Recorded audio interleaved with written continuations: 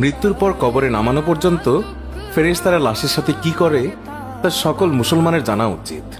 আজরাইল যখন আত্মা কবজ করে নেন তখন আত্মা দেহকে বলে, হে দেহ, আল্লাহ তোমাকে সুপ্রতিদান দিক। তুমি আমার সঙ্গী হয়ে আল্লাহর আনুগত্যে অগ্রগামী ছিলে, আর আল্লাহর অবাধে ছিলে খুবই পশ্চাৎপদ। তুমি আমার পক্ষ থেকে মুবারকবাদ গ্রহণ করো, কেননা আজ তুমি নিজেও মুক্তি পেয়েছ আর আমাকেও নাজাত দিয়েছ। এইভাবে দেহ আত্মাকে মুবারকবাদ দেয়। মুমিন বান্দার মৃত্যুতে জমিনের যেই সকল অংশে সে ইবাদত করত সেগুলো কাঁদতে থাকে। আকাশের যেই সকল দুয়ার দিয়ে তার নেক আমল উপরে উঠত সেই সকল দুয়ার তার জন্য কাঁদতে থাকে। যে দরজা দিয়ে তার রিজিক নেমে আসতো সেই দরজাও কাঁদে। আকাশ জমিনের এই ক্রন্দন দীর্ঘ 40 দিন পর্যন্ত অব্যাহত থাকবে।